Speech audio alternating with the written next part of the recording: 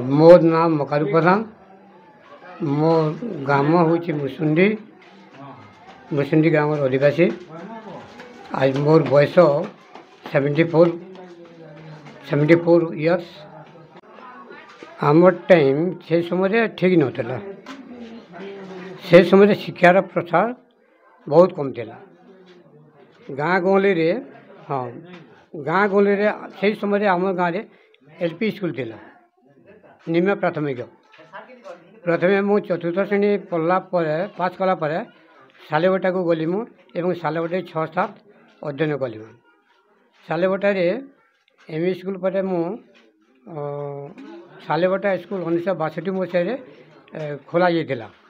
मु सालेबटा हाईस्कूल चतुर्थ बेच काम बोलते चतुर्थ बेच मु छात्र अटे। और से समय शिक्षार अभाव शिक्षार बहुत अधोगति थिला एवं ग्राम ग्राम ग्राम लोक मान गोटे भ्रांत धारणा थिला।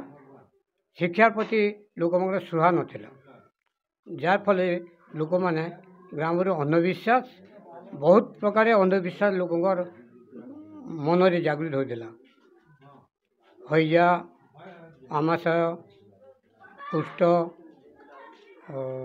बसंत ये सब लोक मैंने गोटे देवादेवी बोले मानुते देवी बोले मानुते एवं लोक मैंने से देवी मान द्वारा पूजा करते से जानी नथिले शिक्षार प्रसार जो नाला से या गोटे रोग या गोटे डिया रोग या गोटे वायुवाहित रोग या जलवाहित रोग बोलिक लोक धारणा नाला।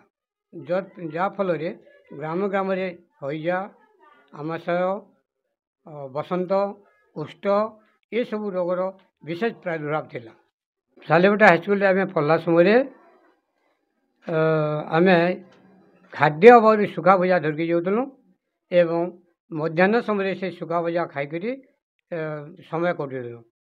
से समय स्कूल कौन प्रकार खाद्यर व्यवस्था नाला कि बहीपत्र भी आम पाऊनु पढ़वार लगे।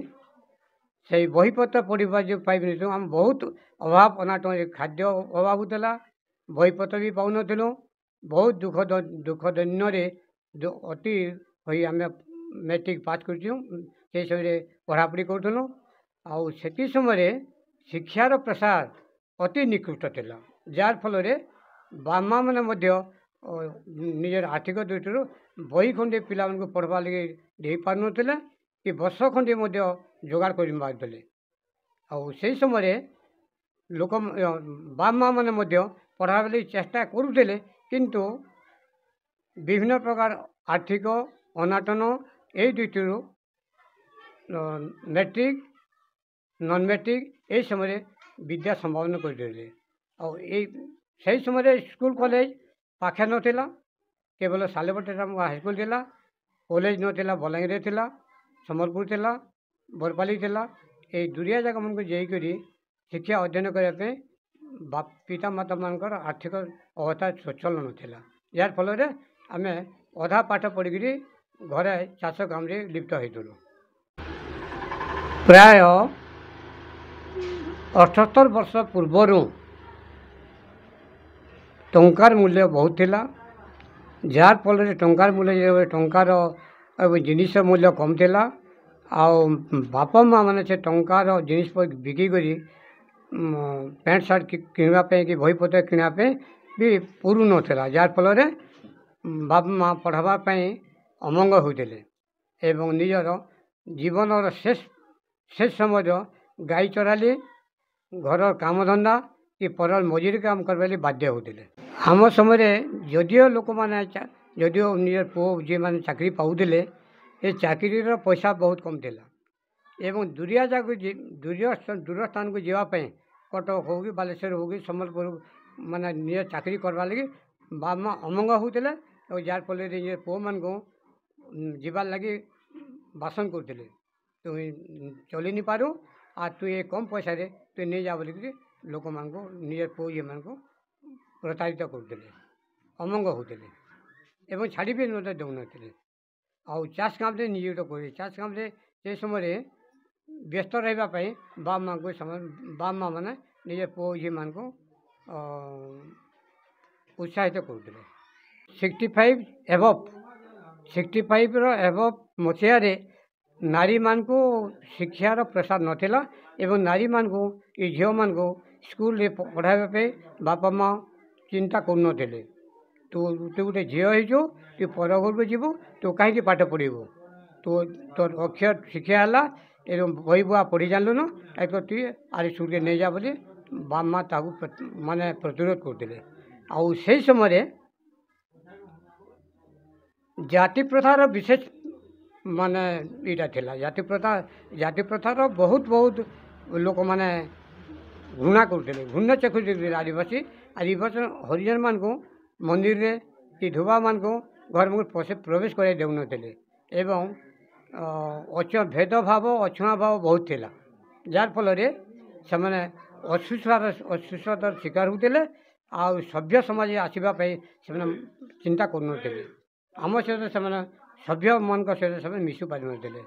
ବ୍ରାହ୍ମଣ ଉଚ୍ଚ ଜାତୀୟ ଲୋକମାନେ ସେମାନେ ଆମେ ବଡ଼ ଜାତି, ଆମେ ସବୁଥିରୁ ଶ୍ରେଷ୍ଠ ଜାତି, ଏମିତି ଲୋକମାନଙ୍କ ଦ୍ୱାରା ମନରେ ସୃଷ୍ଟି ହେଉଥିଲା ଆଉ ନିଚ ଜାତୀୟ ଲୋକମାନଙ୍କୁ ବହୁତ ଘୃଣା ଚକ୍ଷୁରେ ଦେଖୁଥିଲେ, ବହୁତ ଘୃଣ୍ୟ ଚକ୍ଷୁରେ ଦେଖୁଥିଲେ।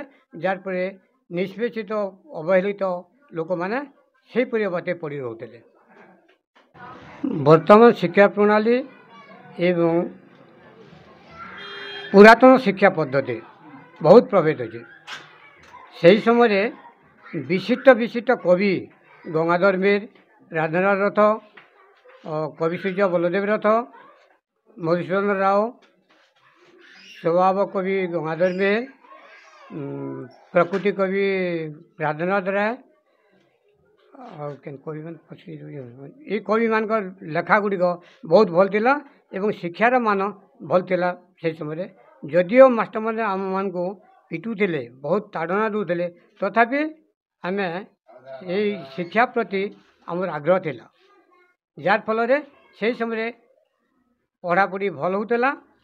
କିନ୍ତୁ ବର୍ତ୍ତମାନ ଏ ମାଡ଼ ଭୟ ଦୂର ହେବା ଦ୍ୱାରା ପିଲାମାନଙ୍କର ସୃଜନ ଶକ୍ତି ଏବଂ ଶିକ୍ଷକମାନଙ୍କର ପ୍ରତି ବହୁତ ତାରତମ୍ୟ ଦେଖାଯାଉଛି। ବର୍ତ୍ତମାନ ଛାତ୍ରମାନେ ଶିକ୍ଷକମାନଙ୍କୁ କୌଣସି ପ୍ରକାର ସମ୍ମାନ ଦେଉନାହାନ୍ତି, କିନ୍ତୁ ଆଗକାଳରେ ଶିକ୍ଷକ ଯଦି ଗାଁ ଭିତରେ ପଶିଗଲେ ସେ ସମୟରେ ଛାତ୍ରମାନେ ସମ୍ମାନ ଦେଉଥିଲେ ଏବଂ ଘରୁ କେହି ବାହାରୁନଥିଲେ।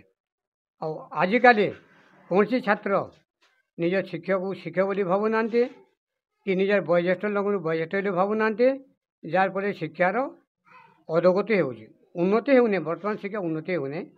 ଯଦିଓ ସରକାର ସତ ମୁଖରେ ଗାନ କରୁଛନ୍ତି ଯେ ଆମ ଶିକ୍ଷାଟା ଉନ୍ନତ ଧରଣ ଅଛି, ବର୍ତ୍ତମାନ ଶିକ୍ଷା ପ୍ରଥା ଠିକ୍ ହେଉନି। ବର୍ତ୍ତମାନ ନିକୃଷ୍ଟ ଭାବରେ ଶିକ୍ଷା ମାନ ମୋତେ ଠିକ୍ ହେଉନି।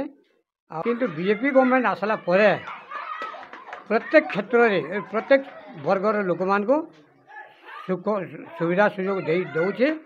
ଆଉ ଆଗ ସରକାର ଅପେକ୍ଷା ଏ ବିଜେପି ଗଭର୍ଣ୍ଣମେଣ୍ଟ ଅନେକାଂଶରେ ଭଲ ଦେଶରେ ଶାସନ ଭାର ଗ୍ରହଣ କରୁଛି।